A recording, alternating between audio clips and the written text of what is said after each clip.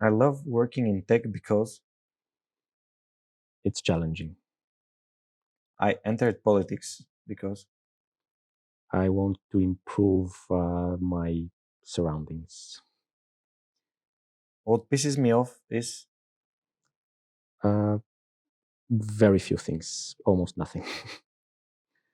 I get my inspiration from.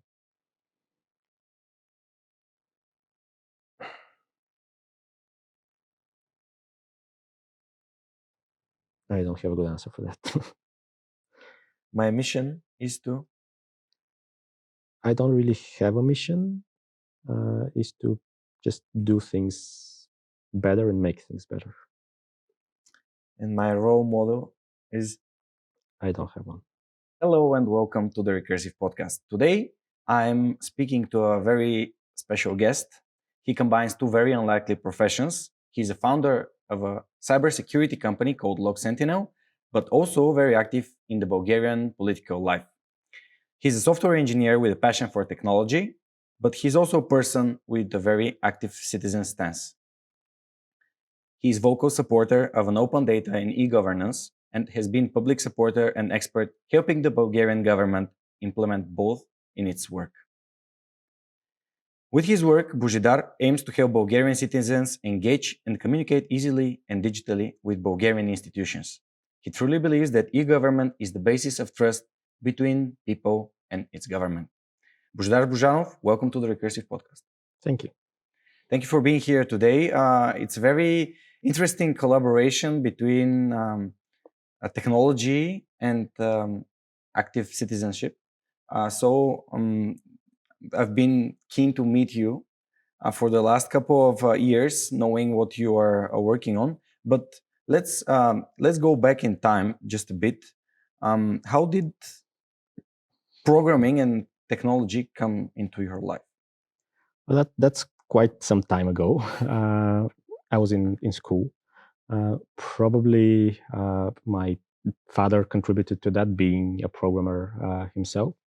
But I was kind of interested, curious. I bought books back then; that was still a thing, and started doing some simple things like HTML websites, a bit of JavaScript, stuff like that. And that was interesting. Creating stuff that's just from your computer, from your home, you can create new things that are globally visible and solve some problems. So I continued coding through high school, won some awards in high school IT competitions, and that it was kind of decided that I'm going to be in IT, in software development, and the likes from probably around sixth or seventh grade. What has been driving you to go further into the profession? Because young people tend to test different things. You seem that you have stick to what you love doing since you were a teenager. Well, technology changes. It doesn't change so rapidly that we are used to hearing, but it still changes a lot. And it has different challenges. And once you kind of cross some milestone, then you can go to the next, which can be in terms of scale. For example, my work when I was living in the Netherlands was related to a very high scale project that you can't really do for any company out there. And then solving some actual complex problems that are not related to scale but to different industries. Uh, I was doing e-government projects even before I took up kind of the civil route. So yeah, it's a very diverse field. Now in cybersecurity, it's a completely different area than many people in the IT sector are doing. So it's a very diverse field, very interesting, very challenging at times. There are open problems, and that's the thing that always motivates me. That okay, there is this problem. It's kind of solved, but more or less hackily with a bit patchwork of solutions. So let's do the proper solution, and that's a good motivator. All right. Um, you were you had a diploma from Goldsmith Mhm. in London. You already mentioned being in Netherlands. What made you come back?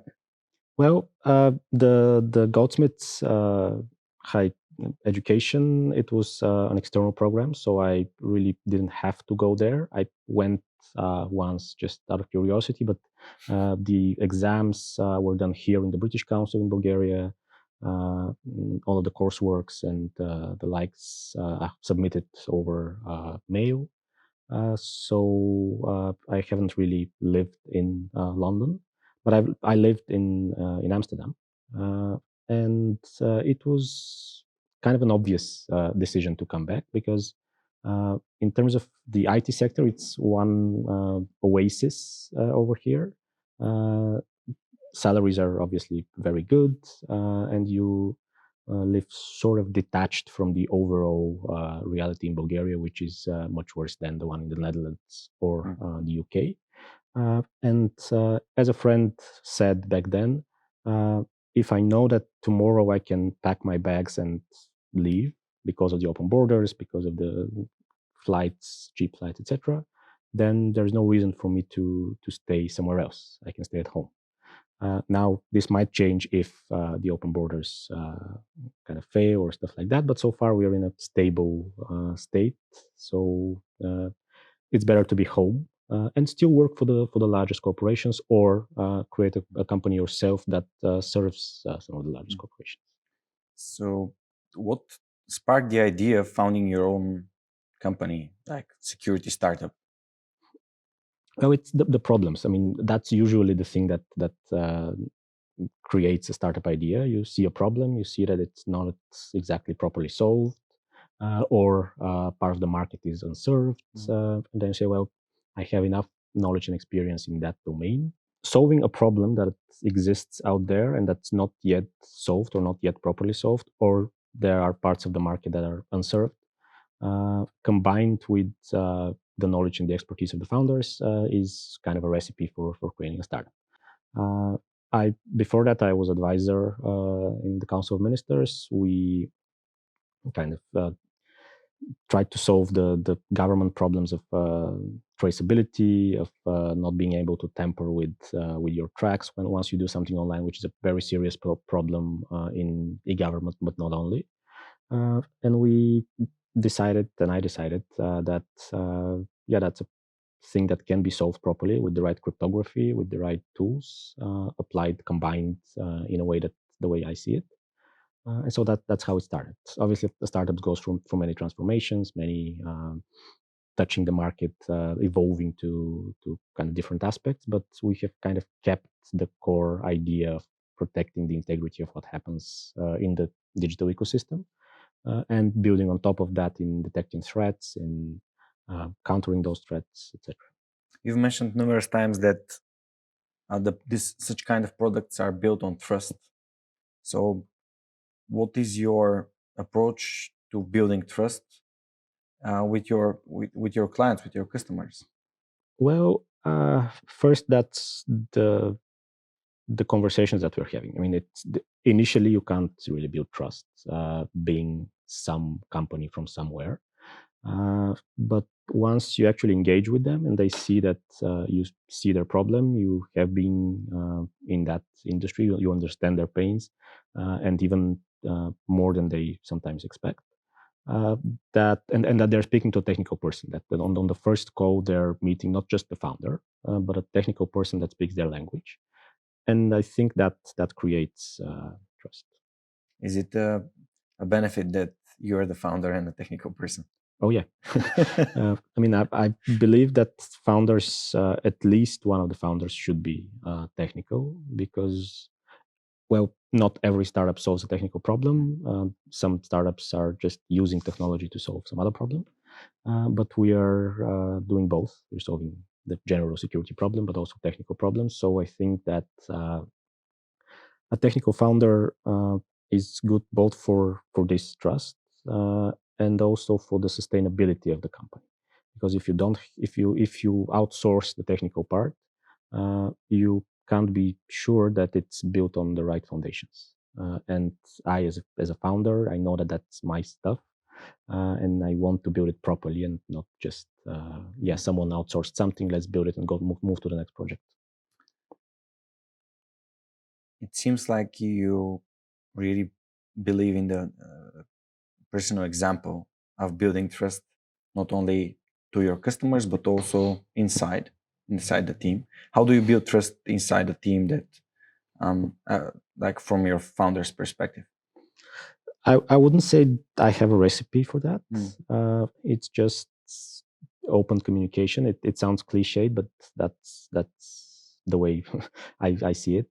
I mean, I don't have a checklist of let's do that in order to build. Let's do team buildings twice a year. Let's have whatever meetings. I think that being myself in those communications, being open about the current situation, what we're doing, what are the customers that we are targeting, kind of telling the guys that are working on the product that this particular feature is requested by this huge customer, so that they can also feel the importance of what's happening. It's extremely important for people to feel acknowledged and like to contribute. So Yeah, and I think that the diverse technical challenges that I'm presenting to my team help in that direction, because they're really happy with the different things that they're doing. They're not just doing one thing. Yeah, it's cybersecurity, it's just general Java programming in this case, but they're solving different types of problems with network monitoring, with threat feeds, with whatever you name it, and it's a new project every month basically, even though it's the same product. awesome. So it seems that you have a talent for explaining complex topics, and you've been doing this a lot in your personal blog for a couple of years. How would you explain the importance of cybersecurity to a 5-year-old? Well, that's always a very complicated task to explain something to her. I have a 2.5-year-old, Okay. so I'm not there yet. I haven't tried to explain cybersecurity to him, but it's most 5-year-olds, I guess, these days know what the internet is and how it works. And at the core, cybersecurity is making sure the internet still works, making sure you're you can use it. Now, it's a far-fetched description, but if we don't have cybersecurity, everything will start falling apart. We will have the ransomware that kills certain websites, kills certain company. You won't be able to do business with it. If there's DDoS, you won't be able to access anything. So all of these aspects, they kind of security is there to make sure that things continue to operate as they should. As I mentioned, you are having your personal blog and you keep doing it, um, even though it's not very trendy anymore. As I say, like podcasts are the new blogs. Uh, why do you keep doing that? Well, it's sort of a diary for me. I mean, there's Facebook, there's Twitter, but even Facebook is not fit for the longer form of text. I mean, I do these 4 or 5 paragraphs of text explaining some event or some concept on Facebook. But if something has to go longer than that, and you have to dive a little bit deeper into some concepts, it fits well in a blog post. And then the blog post can be shared in other medium. Uh, on Twitter, actually, that's the way to share long text, because these long threads are just nightmare. And on Facebook, it might damage a little bit the virality of the post, because if it's just Facebook text versus some shared link, the text kind of gets preference. But if you put a couple of paragraphs, a summary of the blog post, it's actually better.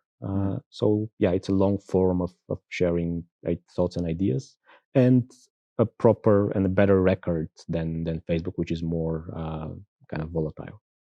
What does writing bring you? Some of our guests say that, for example, drawing keeps them focused. Do you stick to a current idea and think through it while writing, or what happens in your mind while writing? Yeah, well, first, I have a blog for, I don't know, 10 years more. And at the beginning, I wasn't very good at it.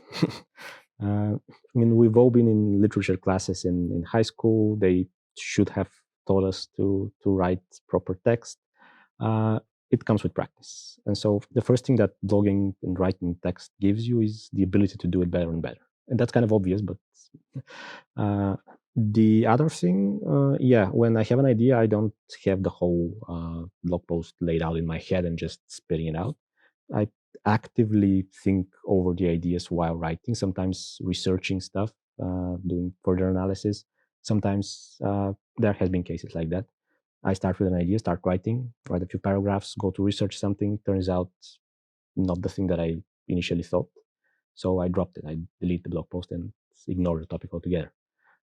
So it's kind of a driver for the deeper research and thinking on some topic in order to be able to formulate it in a more understandable way, but draw from facts that I previously didn't know.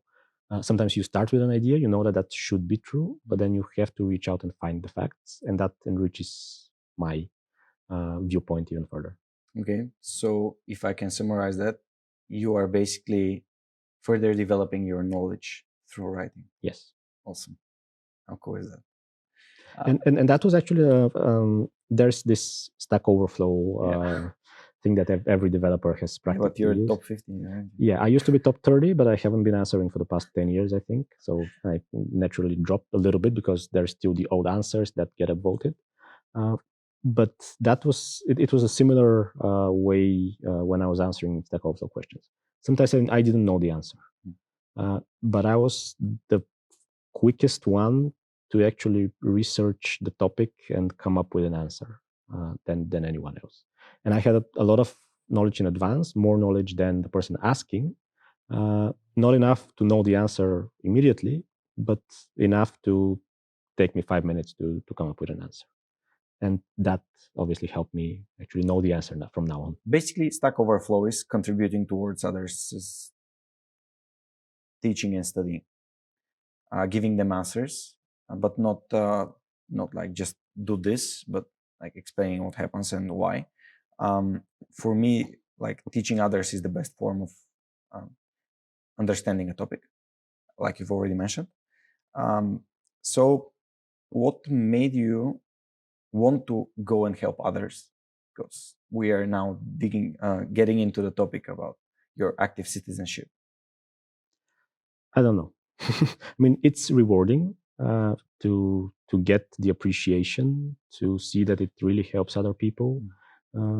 I've been getting not only comments and upvotes and stuff like that, but also emails from people that share that I really helped them. Not just a single answer, but a bunch of answers, or that my blog posts have been very helpful to them, and that's flattering maybe, but it's a motivator.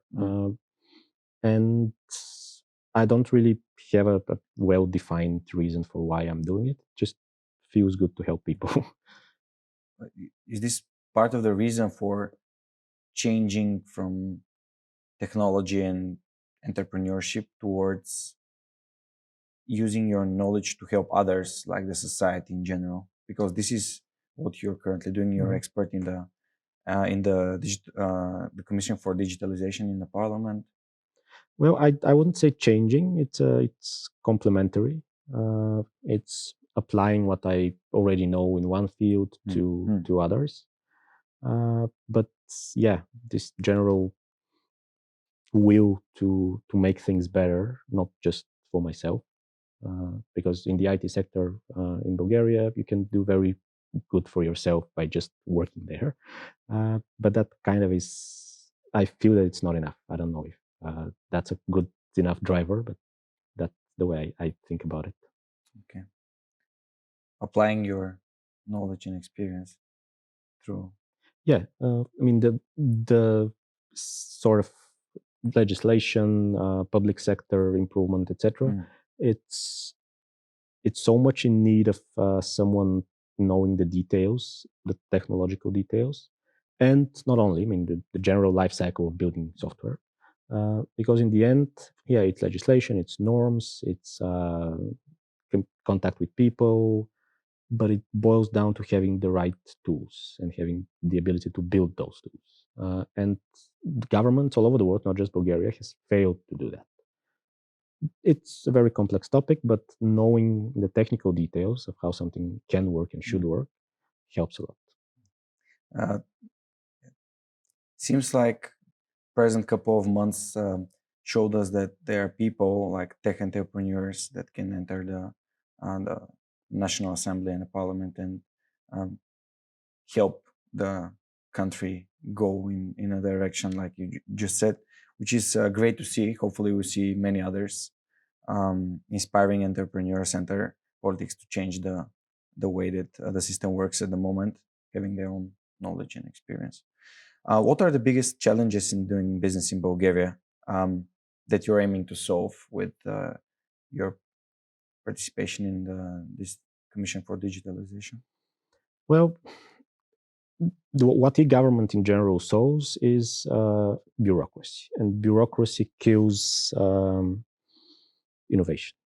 It again sounds simplistic, but bureaucracy does kill innovation. When you have to go through a lot of hoops to just get something running, that's bad. And for IT startups, that's not a huge issue, at least initially.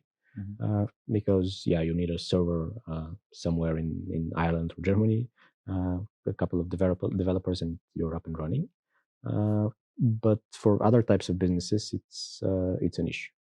And removing just the idea that you should go in circles through institutions, get stamps, get approvals one way or another, which unfortunately corruption aspect is a huge problem. When you digitize that, when you make it more transparent, more straightforward, without the ability to circumvent some processes, you eliminate corruption. Well, at least that level of corruption. There's the grant corruption is a different topic, but at least the corruption on the level, we won't do that unless you do something for us, can be, if not eliminated, then significantly reduced. Due to digital trace. Yeah, due to having a trace, due to not having a person in the loop at all in some cases, because in many cases there are decisions that have to be made that aren't actually decisions. They're following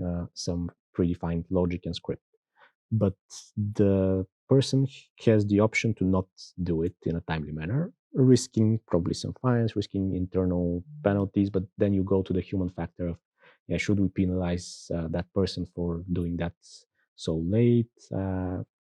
Or their corruption scheme actually benefits the ones that should actually penalize them. So automating all of that eliminates this risk. It's a bit high level, but with many concrete examples, you can see that,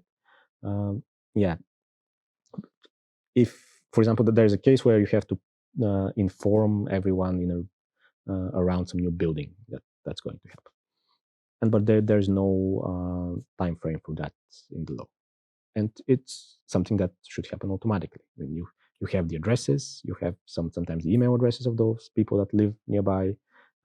You can automatically email them, and you can automatically send something to the post office to distribute mail to the citizens that live around. And this can be completely automated because it's a step of just letting people know something is happening. And yet this particular step is used for corruption. I won't send that. I'll block the process until you give me something. Yeah. So the bottleneck are people. Yeah. We're starting to get into this very hard to balance topic between the business, the entrepreneurship, and the politics. So you're basically balancing it.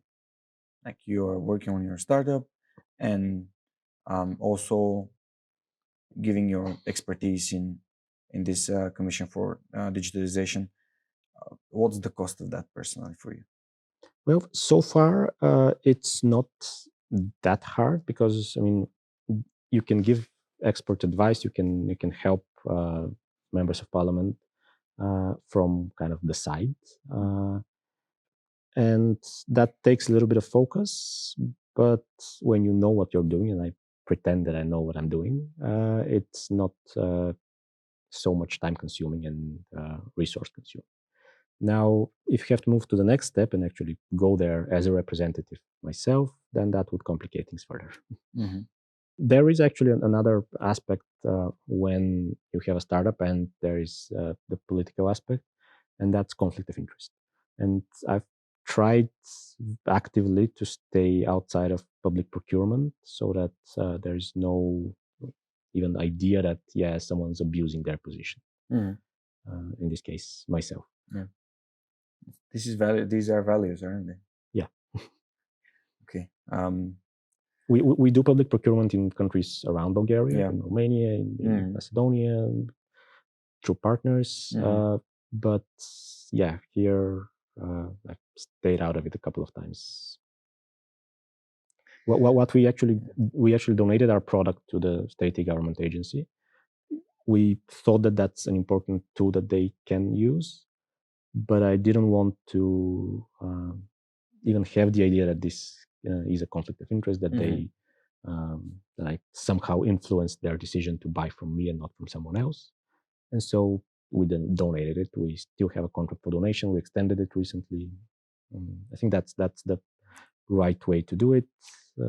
And if a startup and a business relies primarily or solely on public funding, it's not a good business anyway.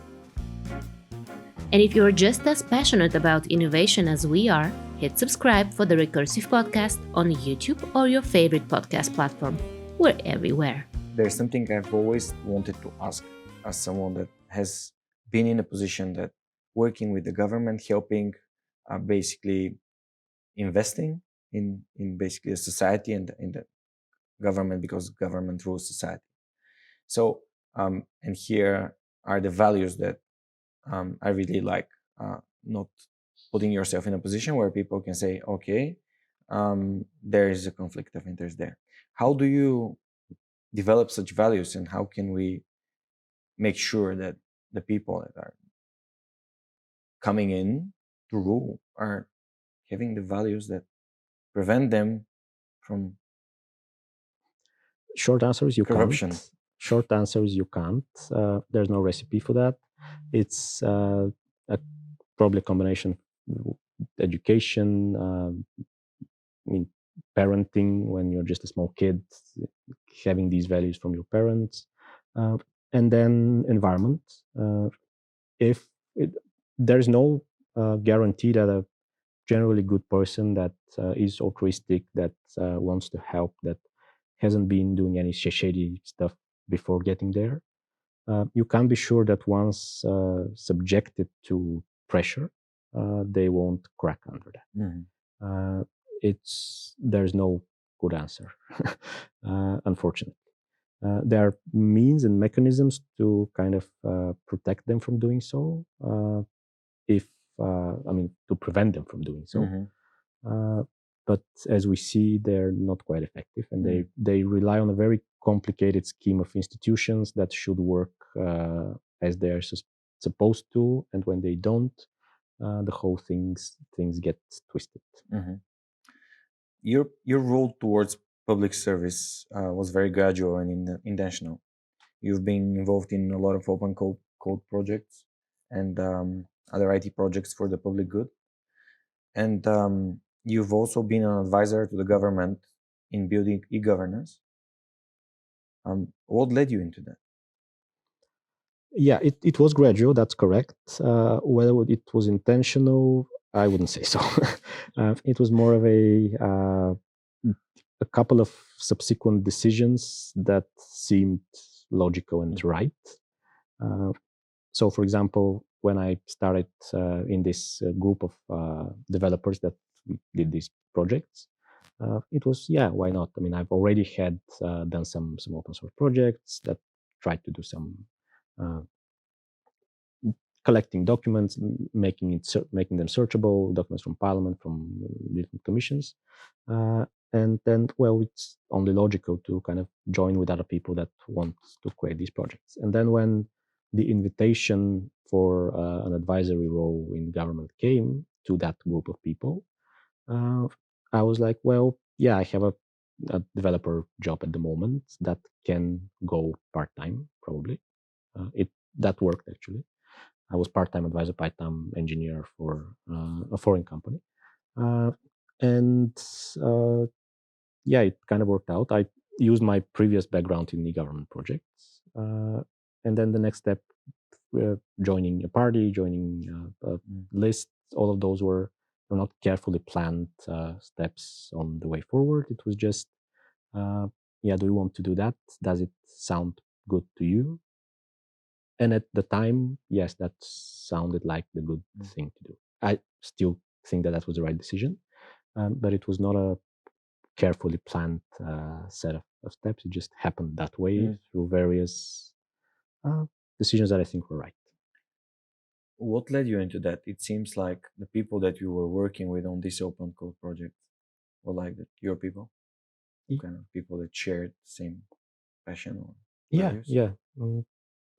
Values for transparency. I mean, it's again one of those buzzwords that, yeah, transparency. Let's slap transparency on everything, and it would sound cool. But we actually understood what stands behind that label. And when you see that people actually understand what stands behind that label, you want to work with them. Yeah, transparency stands behind volunteering as well. So happy that you mentioned that. What have you learned from the whole process up until now? That everything is more complicated than it looks. When you have a hammer, in our case, the ability to create programs, you think that everything can be solved that way. Well, at least initially, when you're young and inexperienced and naive. And then, obviously, that's part of the problem. But everything is much more complicated, and it actually ends up to the political level, to have people knowing and having the right values. To when I speak about transparency, for example, it's easy to say, well, just put everything into CSV and XML and publish it somewhere on a portal. The technical part is kind of easy. Convincing people that that's the thing that matters, the thing that they should invest their time on, a thing that doesn't put them in risk because they open too much data, a thing that doesn't actually prevent some corruption scheme that they participate in, and so that it's against their interest. Being able to write the right legislation, defend it in parliament, to actually get those things published is the complicated part. Having the CSV is the easy part. I have a very kind of distilled story about that. In one of the institutions, I go there, I speak to the head or the deputy, I don't remember exactly, and I say, okay, you should open that database that you have here. And they say, well, why? And I explain about the transparency that they have a search function in their website, just the data is not available in bulk. Well, we don't have enough resources. Well, that it might not require too many resources. Well, we should have a separate project. It could take half a year. We should probably collaborate on that. We don't have the people here. There is the human resources, etc. It took me really an hour of this back and forth to convince him to just get me to the IT department to speak to some person there. When I got there, I asked them, where's that database? Well, it's managed by some other company. Which is that company? This one. Oh, I happen to know a person that works there. Give him a phone call. How long would it take for you to open that data? I'm a bit busy right now, but I'll do it tonight. I mean, it really took less effort to do the actual opening of the data than to convince the person in charge. And that's a kind of a minified example because that was not so big and important data set, but it's a minified example of what happens in the whole government. You have to really do a lot of convincing, a lot of going back and forth, different people in departments, challenging sometimes their values and expectations in order to get something technically simple done. Yeah. In summary, like making things simpler, making them digital means making them simpler and quicker. Yes, there is a risk of not successfully making them simpler, but that's the end result that we're aiming at. Awesome. What or who sparked your strong civil stance and this activity? People tend to stay away from politics, especially when they have a nice, prestigious job. Yeah, it's irrational, I have to admit. It's a lot of things that you have to speak with people that you don't like, people that sometimes you have very good reasons to not speak to. I don't really know what sparked it, what led to that. Probably the protests 2013 were one of the drivers that kind of got a lot of previously not politically active or affiliated people to look into that and see that, well, we have to pay more attention, we have to be more active so that this doesn't happen again. So that's maybe one of the factors that contributed. Power of social media and overwhelming information in the internet created this very interesting concept about confirmation biases by people. So the public debate generally suffers a lot from people being absolutely certain that they know how things go. And as you previously said, you under you underestimate the complexity of how the political life goes. What's the way out? Is there a way out that you can see? I mean, how can we create an impact on this bias forming social media that echoes around information that basically says, yeah, you're right, and these are your people and this is your bubble? Yeah, there are two aspects to that. One of them is the technical and regulatory aspect that social media actually should not act against the public interest in that regard, meaning it shouldn't focus on providing you the content that you want to click. Now that stands against their business model, I know, but that's the way it promotes conspiracy theories. That's the way it promotes your viewpoint exaggerated to extremes, and it's doing that. There have been numerous studies that it really is doing that. It promotes extreme views. It creates these echo chambers deliberately so that you feel better staying there and clicking the things that you like.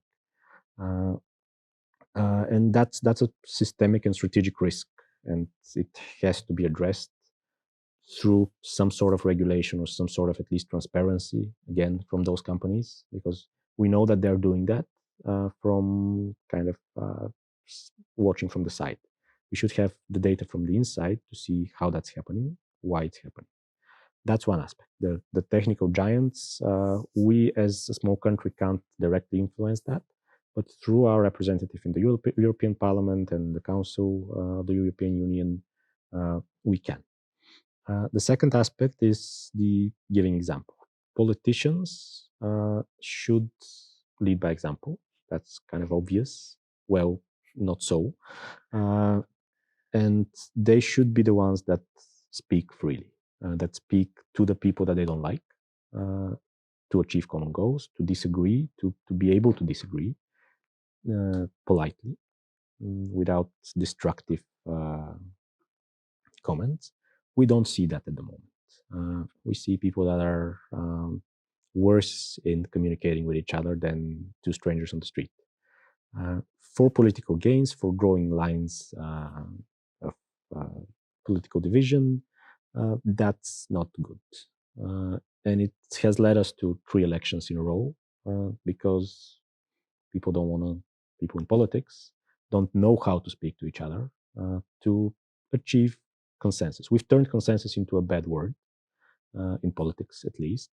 And that has to change. I don't know how exactly. For my part, I'll do what I can, but it's a bigger process. And we should expect that from the politicians. Is there a positive side on the social media and the way, because there's always like two sides of the coin. There's I I personally see that social media, or the people that are in social media, um, are looking for other sources of information sometimes, and it's very hard for people that are writing their personal opinion to end up have only the audience of the people that they are supported by their supporters. So they're not only supporters in your Facebook profile, there are also people that are there just to like create a debate, like, except for trolls, of course. Sometimes you can't distinguish the two because, and that's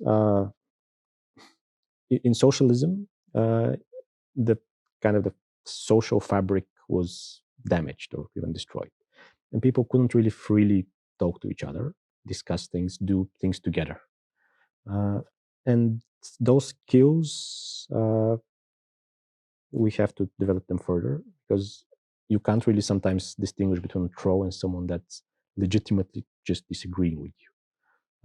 And there's always all these labelings. Yeah, you're a troll because you're a troll from that party, because these people exist. They write in a certain way. But then normal people also disagree and also write in a not so well refined way. And it's sometimes, yeah, tough to say who's a troll and who's not. I assume that nobody's a troll. I try to answer legitimate criticism with polite answers. Sometimes that's wrong. Sometimes I'm answering trolls, and that's a waste of time. But I think it generally helps. Previously, you said that being in politics means that you should be giving your personal example. This is the ultimate leadership, isn't it? Did you manage to get some lessons from your public service that you can apply leadership-wise in your company, in LogSentinel? Well, first, digitalization doesn't happen without leadership, and I kind of thought it might just go as a technical topic that, yeah, we'll change those laws, we'll make these systems and things will work. They can't. You have to have the thought leadership, the person that is kind of recognized as the one that knows how these things can be done, and that convinces people and drives people's opinion that this is actually important. Because the e-government thing has been unimportant for 20 years. It hasn't happened not only because there's corruption and incompetence and a lot of problems, but because there hasn't been leadership on the topic and it hasn't been important. Yeah, some IT people will do some systems and will replace the paper with a file. It sounds so boring in general, and so you have to have the leadership in that regard to make it happen. And back to whether it's that's a valuable lesson for startups. Yes, if you have a product, by default, it's not something that is universally recognized as something you need, because otherwise it would have existed a long time ago as a government. So you have to have the thought leadership and the drive to push that idea further, even though it might you might see disagreement, you might see people that are uninterested. I think that that's unimportant. You believe in that, and you have to lead the way to making this recognized. Whether that would result in a business success or not, sometimes there have been cases in the startup world that someone pioneers something, someone drives some topic and some concept very far, and then their business fails for other reasons. But the niche is now explored. It's considered something that should be taken, and then someone else comes and creates a successful business out of it. But the role of the initial thought leader shouldn't be ignored. I really like one of your quotes to understand what I think. You must see what I do. Literally translated, of course. What do you think about integrity both in business and government/politics? It's very, very important for me personally. I mean, sometimes to extremes, but you can't really sacrifice that. I recently retweeted Mark Manson on integrity, and he said, yeah, popularity is your popularity with other people, and that can go up, it can go down, it can be replenished. Integrity is popularity with yourself, and that can't be fixed once it's broken. And so I'm very, very careful not to break integrity. It's the mirror test. Awesome. This is epic. Thanks for sharing it. So, as a last question in our interview, I would like to ask you our recursive question. What would you like to be remembered? First, for being a good person. That's broad enough, generic enough, but good enough for me. I don't envision, at least in this age, something very specific that I want to leave for the generations. That would be too grandiose and pretentious. So yeah, just for being a good person. Bojo, thank you for sharing your time with us and your experience and knowledge. Wishing you all the best in all of your endeavors. Thank you for being with us this week too, and we hope to see you next Tuesday. Bye. And that's a wrap for Season 1 of the Recursive Podcast. Next week, we will do a roundup with some of the best insights on leadership from our guests. And stay tuned, we're coming back, and with some great conversation with the Bucharest innovation community. And if you're just as passionate about innovation as we are, hit subscribe for the Recursive Podcast on YouTube or your favorite podcast platform. We're everywhere.